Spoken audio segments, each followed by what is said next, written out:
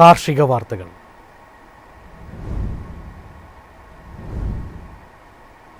മുരിങ്ങയെ ഭക്ഷ്യ ഉൽപ്പന്നമായി വിൽക്കുന്നതിന് നിയന്ത്രണം ഏർപ്പെടുത്തി ഓസ്ട്രേലിയ. ഇതോടെ മുരിങ്ങയില, പൊടി, ക്യാപ്സൂൾ, എണ്ണ തുടങ്ങിയ ഉൽപ്പന്നങ്ങളുടെ വിപണനം തടസ്സപ്പെടും. മുരിങ്ങയെ ഭക്ഷ്യവസ്തുവായി വിപണനം ചെയ്യുന്നതിന് ഓസ്ട്രേലിയ നിയന്ത്രണം ഏർപ്പെടുത്തി. ഫുഡ് സ്റ്റാൻഡേർഡ്സ് ഓസ്ട്രേലിയ ന്യൂസിലാൻഡിന്റെ ശുപാർശയുടെ അടിസ്ഥാനത്തിലാണ് നടപടി. മുരിങ്ങയുടെ സുരക്ഷിതത്വത്തെക്കുറിച്ച് മതിയായ ശാസ്ത്രീയ തെളിവുകൾ ലഭ്യമല്ലെന്നാണ് അധികൃതരുടെ വിലയിരുത്തൽ. ഇതിനെ തുടർന്ന് മുരിങ്ങയെ പുതിയ ഭക്ഷ്യവിഭാഗം എന്ന പട്ടികയിൽ ഉൾപ്പെടുത്തി. ഓസ്ട്രേലിയയിലും ന്യൂസിലാൻഡിലും പരമ്പരാഗത ഭക്ഷണത്തിന്റെ ഭാഗമല്ലാത്ത ഉൽപ്പന്നങ്ങൾക്കാണ് ഈ വിഭാഗീകരണം നൽകുന്നത്. ഒരു ഭക്ഷ്യ ഉൽപ്പന്നം പൊതുവിപണിയിൽ വിൽക്കാൻ അതിന്റെ സുരക്ഷിതത്വം തെളിയിക്കുന്ന ഗവേഷണ രേഖകളും ആരോഗ്യ പഠനങ്ങളും സമർപ്പിക്കേണ്ടതുണ്ട്.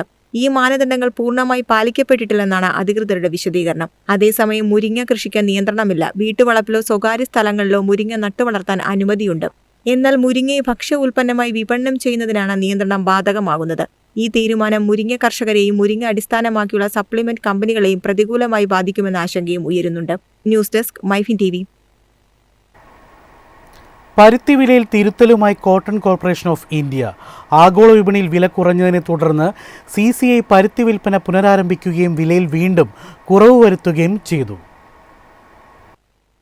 2025-26 സീസണിൽ സംഭരിച്ച പരുത്തിയുടെ വിൽപ്പനയാണ് കോട്ടൺ കോർപ്പറേഷൻ ഓഫ് ഇന്ത്യ വീണ്ടും ആരംഭിച്ചത്.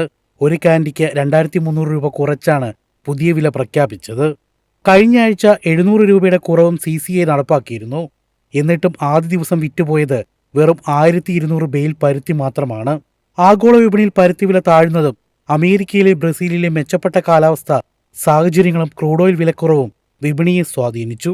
നിലവിൽ CCIയുടെ കൈവശം ഏകദേശം 32 ലക്ഷം ബെയിൽ പരുത്തി സ്റ്റോക്കുണ്ടെന്നാണ് കണക്ക്. അതേസമയം മികച്ച വില ലഭിക്കുന്നതിനാൽ അടുത്ത ഖരീഫ് സീസണിൽ പരുത്തി കൃഷി വിസ്തൃതി 7% വരെ ഉയരുമെന്നാണ് കോട്ടൺ അസോസിയേഷൻ ഓഫ് ഇന്ത്യയുടെ വിലയിരുത്തൽ. 2026-27 സീസണിലേക്കുള്ള മിനിമം താങ്ങുവിലയും കേന്ദ്ര സർക്കാർ വർദ്ധിപ്പിച്ചിട്ടുണ്ട്. News desk MyFin TV. Kharif season മുന്നിൽ കണ്ട് രാജ്യത്ത് വളങ്ങളുടെ വിൽപ്പന വർദ്ധിച്ചെന്ന് കേന്ദ്ര സർക്കാർ. യൂറിയയും DAP വളവും കഴിഞ്ഞ വർഷത്തേക്കാൾ കൂടുതൽ വിറ്റഴിഞ്ഞതായും റിപ്പോർട്ട്.